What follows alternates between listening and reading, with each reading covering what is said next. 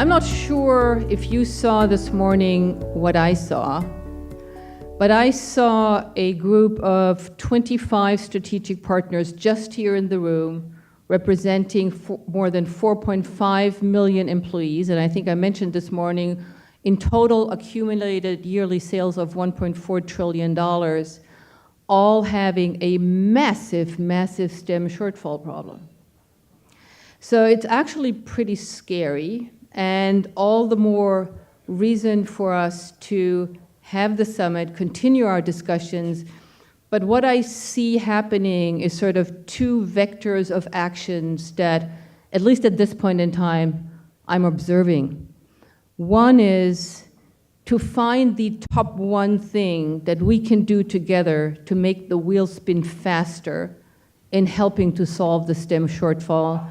And the second is for all of us after the summit to go back to our home office and discuss how seriously we can develop and implement STEM talent development strategies into our enterprise talent development strategies. So what I see so far is actually two call to actions. One is for each of our individual companies, and the second is let us continue to identify what this one thing is that we can collectively achieve, now with 25 partners, next year with 40, and the year after, Edie has raised my goal to 75. Let's do that one thing that will make the wheel spin faster. So it has been a phenomenal, phenomenal morning. And I closed the morning with saying we have had a lot of theory, good theory, in raising the awareness of the STEM shortfall over the last couple of years. But it is now time for STEM praxis. We're transitioning from theory to action. We've heard many examples this morning, best practice example from panel 1 on career-focused experiential learning best practices. From panel 2, we heard a lot about workforce retention. So I think that this morning was already extremely rich in us taking home some potential models that we could implement in our company. The next part of the summit, and we're going to start with that right now, and continuing through the afternoon, we will be talking about very specific, more industry-specific best practices. A lot of the morning was a lot of best practices that could potentially be applied across industries. We're now going to do deeper dive into certain industries. And our lunch speakers are going to kick that off. So we have Dr. Joanne Waldstreicher here with us, the Chief Medical Officer from Johnson & Johnson. And we will hear perspectives from Joanne about how the healthcare industry meets the challenges of the STEM shortfall. And I have had a possibility to get a little bit of a peek under the tent, Joanne, in talking to Virginia in some of the things that Johnson & Johnson is doing today to actually spot STEM talent, specifically entrepreneurial and innovation talent, and some of the best practices you're going to share with us today. So I'm very, very excited about that. After Joanne, we're going to have a fireside chat. I'm just wondering when the fire will come in. It is cold enough outside. We are extremely honored to have you here, Surya. Surya Kant is the CEO of Tata Consultancy Services, CEO of North America, UK, and Europe. And Surya and I have met at various occasions, and it is always extremely impressive to see his dedication as a CEO of Tata Consultancy Services to be at these events in person. I have the feeling no matter how busy you are, this is so high on your agenda and on TCS agenda that you personally champion this area. So I'm extremely honored that you're here with us today, Surya. So without any further ado, I'm going to hand over to Dr. Joanne Waldstreicher, Chief Medical Officer of J&J, having a very, very impressive STEM career. And we are very, very honored and delighted to have you here with us today, Joanne. So please come to the podium. Thank you.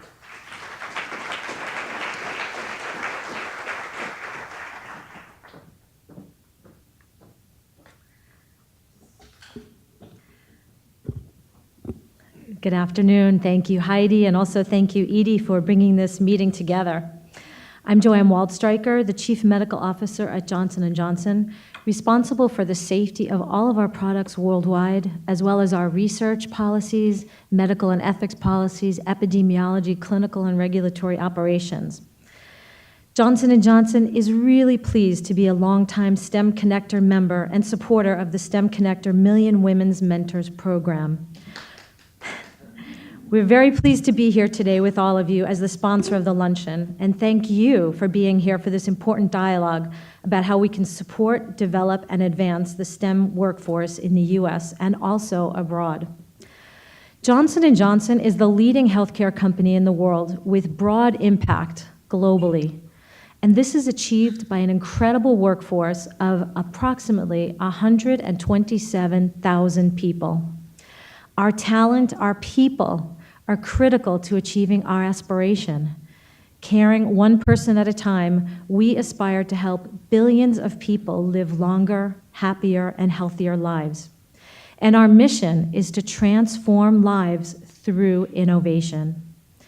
To achieve our goals, we strive to attract and retain the best STEM talent in the world, whether they're working at a lab bench, in clinical research, in a manufacturing plant, in science policy or communications, or in an executive leadership role. That's why we believe it is so important to support science education, mentoring, and development opportunities for young scientists, science journalists, and medical professionals as well.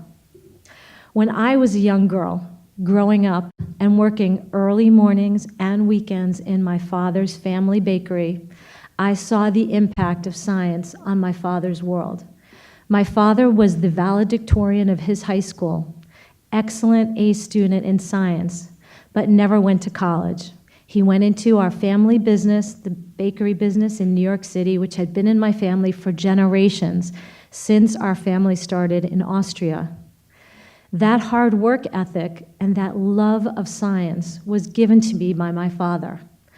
But what my father also gave, not just me, but my brother and sister, was a love and a desire to use science to make a difference in the world. And it was that passion that drove myself, as well as my brother and my sister, to all pursue medical careers. Through Brooklyn College initially in science, then through Harvard Medical School, then internship and residency in the Harvard area and Harvard hospitals, and finally to a wonderful career in industry, healthcare industry, devoted to making a difference in the world. That defined my career. What is going to inspire the next generation of scientists who can work together to make a difference in the world? That's what we're here today to talk about. At Johnson & Johnson, working with our partners, we aim to advance appreciation for the value and impact of scientific innovation on human health, and to create opportunities for more people around the globe and from all walks of life and all backgrounds to participate in science and medicine. Our proprietary and partnered STEM education, science journalism, and mentorship programs help to address the shortage of healthcare workers in the least developed countries, provide journalism resources and training in Africa and around the world, ensure women and girls are connected with scientific role models and training globally, and importantly, identifying, training, recruiting, and inspiring talented young scientists to come into the STEM workforce and follow their passions in STEM through healthcare. Our STEM partners include more than 10 different organizations in the US and abroad, which help us build and develop the broader pipeline of talent and also advance policies and education to help support the STEM workforce. Fundamentally, STEM talent development, access to great development, and the diversity of the STEM workforce are the lifeblood of our company and the very core of our mission to advance innovation that transforms lives. As you know, Johnson & Johnson has wonderful products from consumers, like our baby shampoo, which is iconic. But we also have one of the leading pharmaceutical companies, Janssen, and one of the leading device companies, medical device companies of Johnson & Johnson, that work together to treat unmet medical needs. Without great scientists, without strong science communicators, without a great healthcare workforce, all of our efforts to develop new vaccines for Ebola, to end HIV, to build new artificial hips and knees, to develop robots to assist in surgery, and to work to intercept and stop cancer before it even develops and is detectable, all of that would not be possible without a strong and inspired STEM workforce, a talent and engaged STEM workforce. It's critical not just to my company, not just to Johnson & Johnson, but to all of us who depend on healthcare innovation to bring hope to people who are suffering around the world.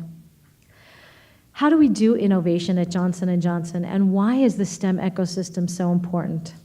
We talk about innovation in 3 distinct areas: agnosticism, ecosystems, and education. By agnosticism, I mean that we are agnostic about the source of innovation, where our products come from.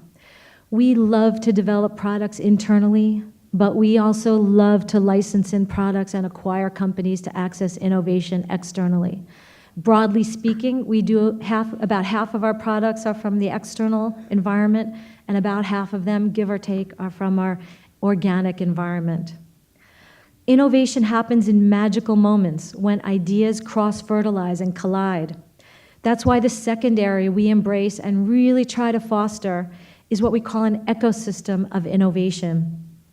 We try to support organizations and environments that encourage collaboration. We have something called J-Labs, Johnson & Johnson Labs, which is a network of J&J research facilities that assist small but high-potential healthcare startups with big ideas by providing them with state-of-the-art shared lab space, specialized capital equipment that they share, shared administrative space, and other support. And companies only pay for the space they need.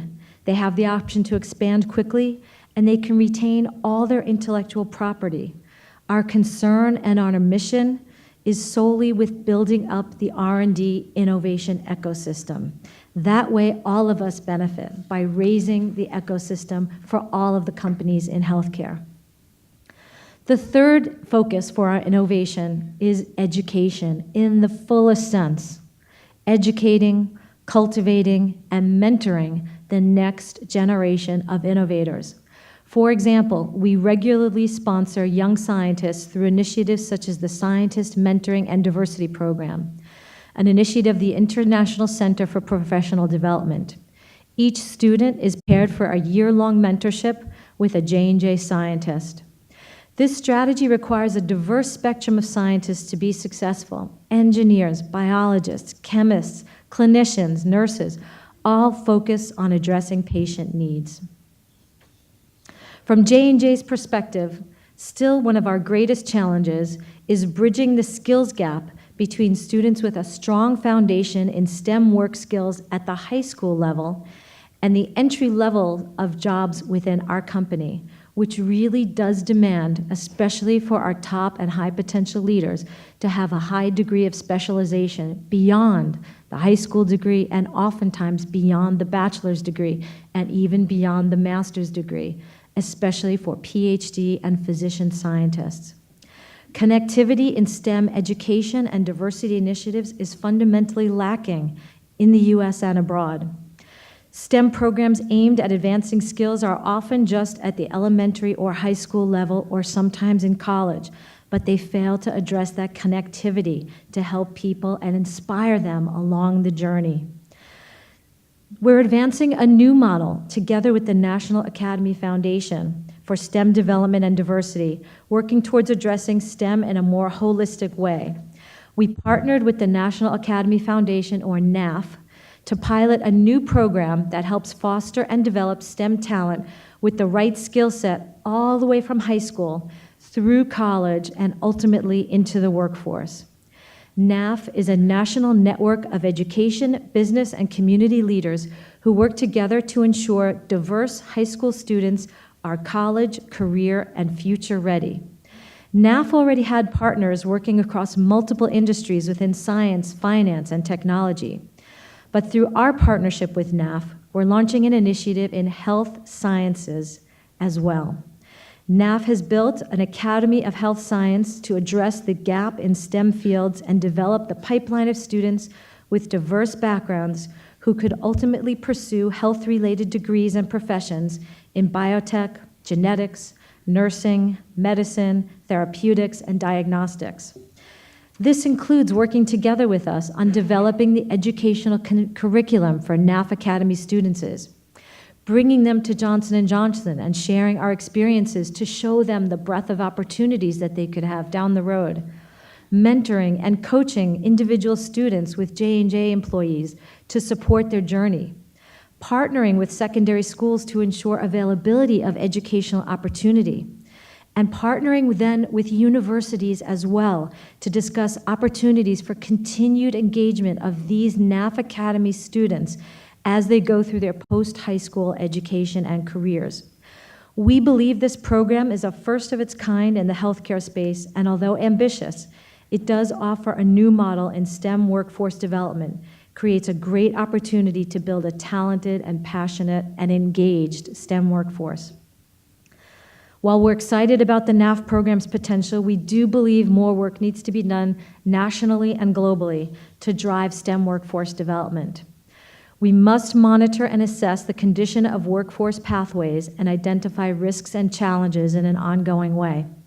Second, we believe we must ensure that everyone from all walks of life has access to high-quality education. Third, we need to address head-on the roadblocks of groups traditionally underrepresented in STEM: minorities, women, individuals with disabilities, military veterans, and individuals from lower socioeconomic backgrounds. Not only do we believe that great ideas can come from anywhere, as I said, inside or outside J&J, we also believe that we can best address the unmet needs of our society through science by engaging a workforce that is just as broad and diverse as our own society. Johnson & Johnson looks forward to continuing to work with STEM Connector, each and every one of you, policymakers, colleges, high schools, and workforce development programs to create greater connectivity between high school programs, colleges, and the workplace. This is very important. There is so much at stake. The ability to solve unmet medical needs, the ability to bring hope to people who have no other solution, the ability to avoid future Ebola and Zika and other future epidemics is at stake. It's only with a talented, engaged, and passionate workforce dedicated to science and dedicated to healthcare that we can rise up together to change the world. Thank you again to the STEM Connector for its invaluable role, bringing together stakeholders for this dialogue around the issues and creating an exchange of ideas, and each and every one of you for being part of the conversation. Thank you.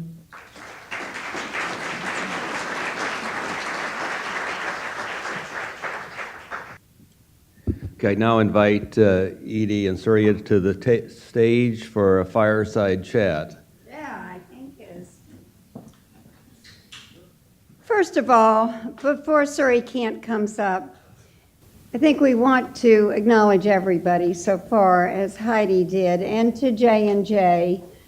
We are so pleased with that partnership, and for your bringing healthcare into our system as Lorena and we and our team all work together. But we heard you on that partnership and collaboration and your innovation and your labs and the focus on underrepresentation and where you're taking more of our companies into getting into the healthcare framework. Thank you to J&J. I wanted to just take a minute to tell you why we are so impacted. I look around the room and I say, well, we should talk about Monsanto, or we should talk about, but I just want to talk about Tata Consultancy a minute before their CEO gets up. We have gotten so much on thought leadership and action. So you heard me say that Balaji talks not about a think tank, but a do tank. and clearly as a co-chair of our innovation task force.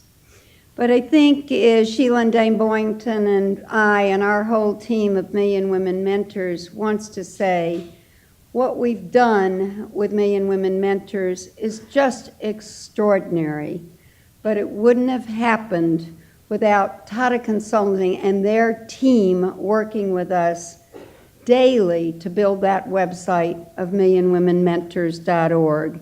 And we may be at 660,000 pledges to mentor with women and girls, and most of you in the room are partnering with us in every way. And we won't sleep until we have impacted those women and girls and the minority women and girls. But to TCS for what you've done to help get there with technology to tell the story, we are really grateful. It's not only that. I think when we passed out the 100 CEO leaders in STEM, and so many of you are in that as well, when we did the first CEO book 3 years ago, and Lorena remembers, it was TCS that analyzed what the CEOs were saying about their challenges. This was a white paper that they did. And as we went and started to look at what was the difference of CEOs this year and what they were saying, it clearly it was technology, the innovation, the workforce, the skills, the women, diversity. But just about every piece by CEO put much more interested and emphasis this year as we go through it, as we read the skills and the workforce and the jobs and the talent. So as we go through and look at what the companies are saying, that talent focus comes through. And we, again, thank TCS for helping us think through on a data analytics base what we've got about leadership for talent. And as we look forward, and we'll talk in a minute, first Surya Kant, who, as you know, is the CEO of Tata Consultancy Services, US, North America, Europe, has really helped lead the way in technology and computer science. But I think many of you saw our nation's newspapers this week on Monday when there was a call for action for this nation with CEOs signed by Walmart and AT&T and others, saying we've got to bring technology and computer science to our education system. But Tata stepped up with their own Go IT program. So enough, but it's just sharing with you every step of the way is you're helping lead our thought process. And for that, we want to thank you as we introduce the CEO of TCS, Mr. Surya Kant.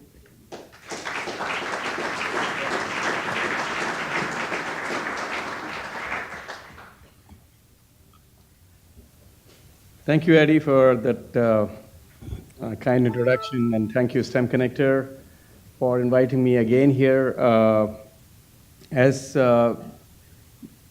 I would talk about, in a moment, I just want to convey that there is a lot of passion in terms of what we do in the activities that we do, and that comes in from also another aspect of the business that we do.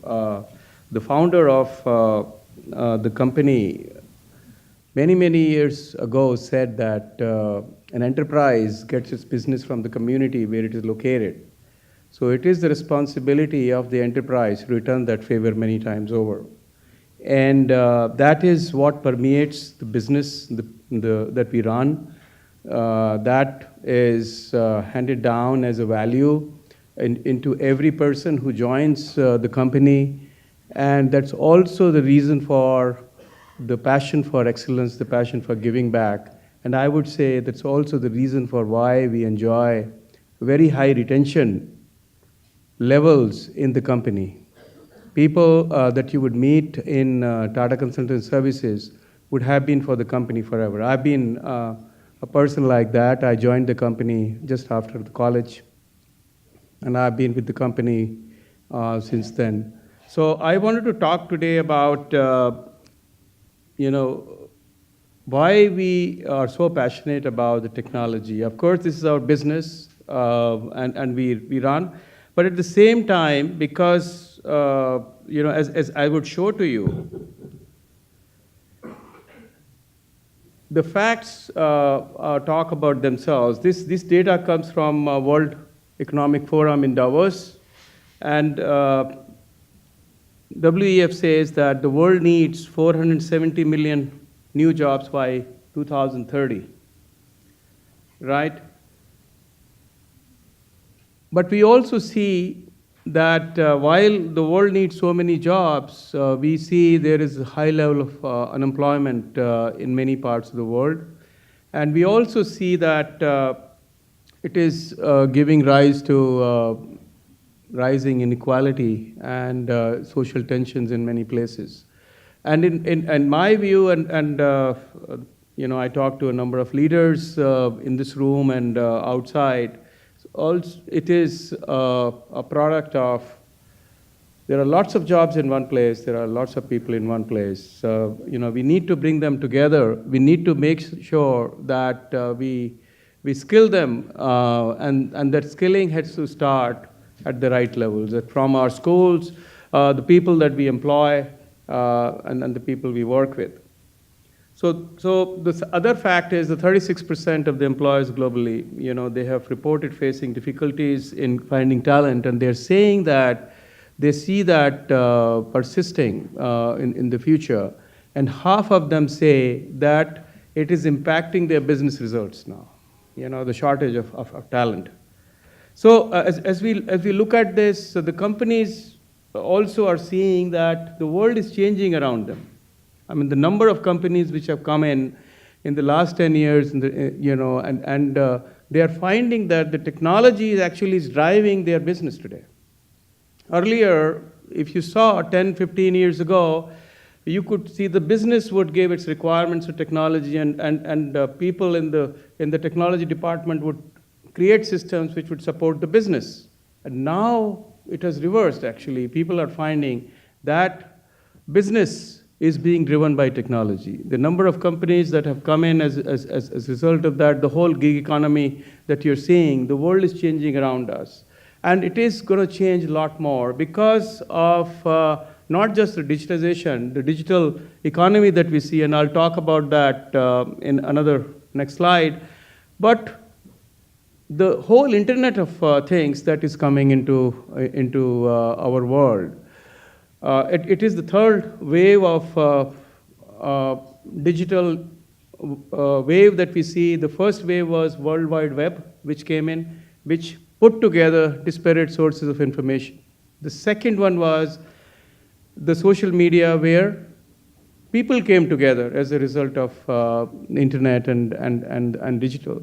And now this is the third wave, where millions of devices are going to join in our offices, our homes, our factories, and other places are going to be connected. And what that is going to lead is something that requires our people, our workforce, to be conversant in that, to be not only familiarize themselves with that, but be proficient in that. And that is what basically we are looking at, and we should be looking at. So, in fact, many companies, as digital was coming in, they thought that this was something that they could do without, or they could, do some of it. But what they're finding is it is not an option; it is really default. The personalization that people are now demanding, and the companies which are successful are able to provide them. They are able to look at, if you are a consumer, they are able to look at your likes and dislikes. They are able to segment you by where you live, what your age is, what your gender is, and then offer you a set of things that you would like is in terms of information, in terms of goods and services that you consume, those companies which are able to do that are more successful. And as a result of that, many businesses are changing.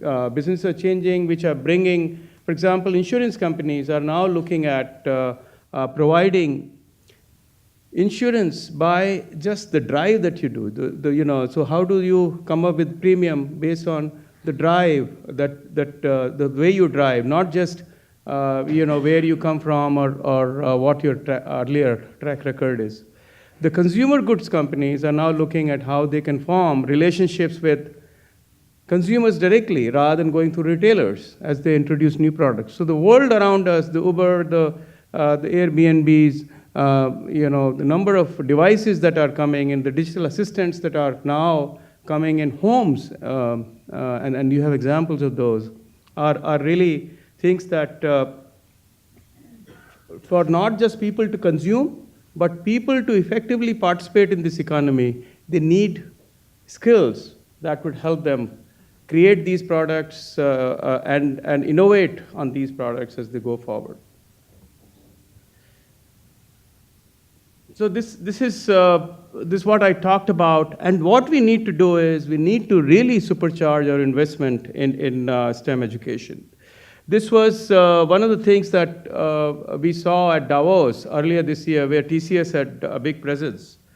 The theme of that of this year's gathering was that how digital world is unleashing unprecedented human potential and creativity. So, as I said, it is very important for 21st century worker to not just appreciate how, for example, the smartphones, the apps work on those smartphones, but what goes behind those and what those apps do and how we can really use technology to bring new products and services or bring current products and services in a newer manner to our consumers. So one of the things that companies need to do is this, and my belief is very clear. There are legacy technologies, but there are no legacy people.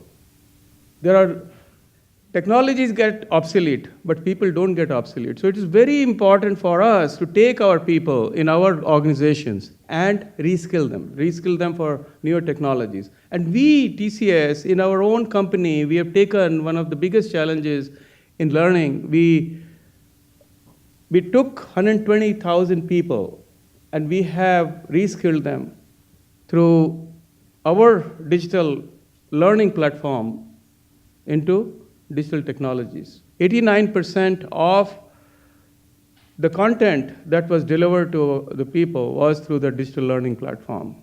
So that is very important that we continue to train, we continue to reskill people as they go forward. We also need to develop technology and talent locally through public-private partnerships. So it is very important that our students, we should broaden that base, and that base can be broadened by increasing persistence and retention from K to 12 to our colleges, and ensuring that our students who take up STEM courses, they continue to remain there, because many of those we find that drop out or go to other majors. So we need to also create the career readiness. So and my predecessor here, she talked about the fact that how do we take people who are in schools and colleges and make them career ready for the workplace, and that's extremely important. So TCS Go IT program, and I'll talk about this a little bit more, but we've been able to impact 10,000 students since we started in schools, high schools, and middle schools across North America, in the US and Canada. And that started through two-pronged strategies. One was to give back to society. The second was really to attack this problem. This is, and we see this as a huge problem, a big problem, where we need to ensure that our students, our kids, take part in what the future is.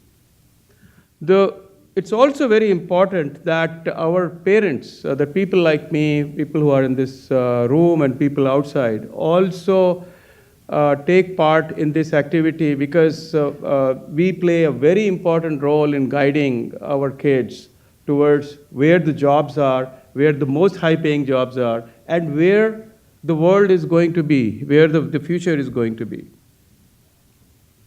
The national cross-sector efforts between companies like ourselves, that is private companies, companies which are not-for-profit organizations, government, educators, it's a very important thing that we bring all of us together. The national cross-sector effort is very important. The size of the problem, as we see, unless we all of us come together, the needle is not going to move. I mean, if you look at TCS, we run it in 32 places through our volunteer efforts and working with our partners like STEM Connector and a number of other partners in 32 cities. But if you look at this, we have been able to get to only 32,000, only 10,000 students. We need to get to more students through our partners. We've been able to get to 53,000 students. But is 53,000 students enough? So I would really like you to look at how we can really scale this in a huge manner. We really need to get to a very step this up and scale this up in a very big manner. That's what's necessary. The other aspect which is very important is how do we bring diversity, how do we bring ethnic minorities, how do we bring disadvantaged youths and other people who have not had access to this into this activity. And through diversity, what we have done, and Eddie talked about this, we've been very, very proud of what we have done along with the STEM Connector. And Eddie, thank you very much for being a guiding force in all of our activities. But the whole Million Women Mentors is a big exercise. Yesterday, I was with a CEO of a company in Atlanta, and she talked about the same thing. She said the number of women who are entering college for STEM is dropping in a very precipitous manner, and she is looking for answers. And I talked about the Million Women Mentors, the platform as to how you can interact on that platform, how you can engage, how we have created facility to get mentors and connected to them, connected to the organizations which have mentees. So mentors and mentees, how they engage together and how the zip code based facilitation works. So all of that, when people hear about this, they get very interested. And she talked about the fact that she wants to get onto this. So how do we get this information to a lot more people? How do we get more people involved? And I would say we've done a very good job, Eddie. I mean, 650,000 plus people, a great job. And I would like everybody to applaud the work of the people who have done it.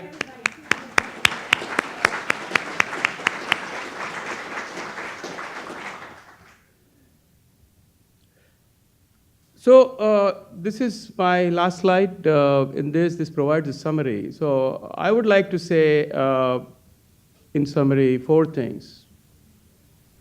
Companies have to take their folks, the people who are there with them, and reskill them. I will again repeat that there are no legacy people, there are only legacy technologies. So this very important point. We must develop our technology talent locally. We must work with the schools where we are. We must work with the colleges where we are, and see how we can get people, kids, interested in that. And I would look forward to cooperation, collaboration, working with you. There are large organizations, large companies here. There are, small, medium companies here. But help from you, the effort from you, every one of you is extremely important to get this movement really going in a huge manner. I think we have got to a level where, I'm very happy to see the audience which is here. You're very important and you're all passionate. How do we get this, working with our local communities, our schools, our colleges, into a big, big movement? That's what we're looking for. The same national cross-sector that I talked about. And how do we bring in diversity of talent? Because the diversity of talent is very important for our innovation and the way our country needs to go further. Thank you very much. Thank you. I think what we need to do is really get ourselves, our people, our kids, interested in STEM, interested in. I would just say when I talk about STEM, I also talk about STEM along with a problem-solving mind. I also talk of STEM along with artistic mind, a creative mind. It is not just that I'm basically saying that science, technology, engineering, mathematics is important. What is very important is that appreciation of problem-solving methods, appreciation of how, as the experience is becoming more and more important over function. You see that in number of devices, a number of things that you do. Customer experience is extremely important.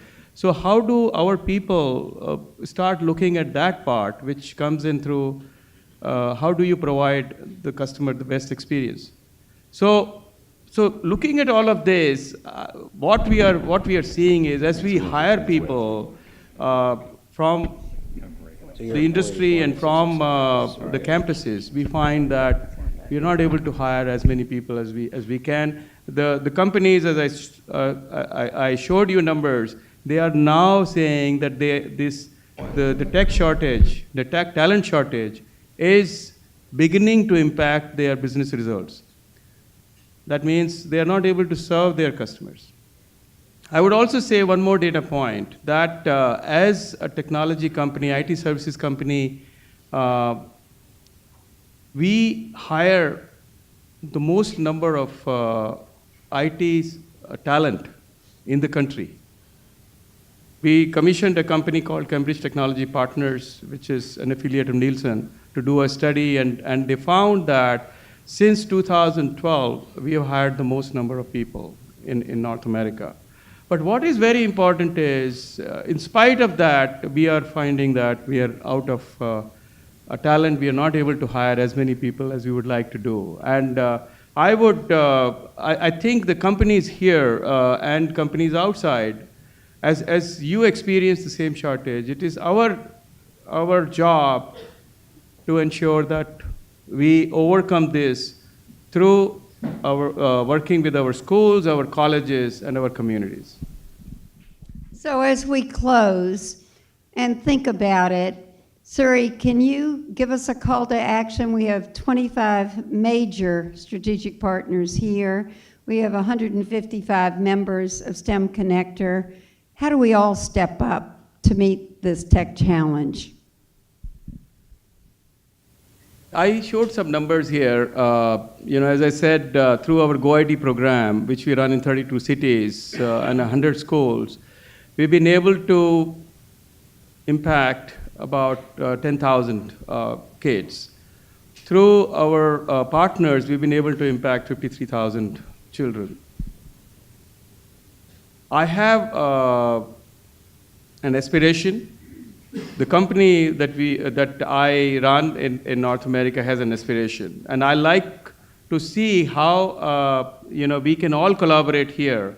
If I can get your help and collaboration in putting together a plan, which is a collectively owned plan, to see how in the next 5 years we can take the challenge of impacting at least 1 million people, 1 million children in our schools. 1 million children in our schools in the next 5 years. Ladies and gentlemen, this is my request. As TCS, we would like to do it. We would like you to have us join us and work together a plan along with the leaders like Eddie. We'd be very happy to participate in this.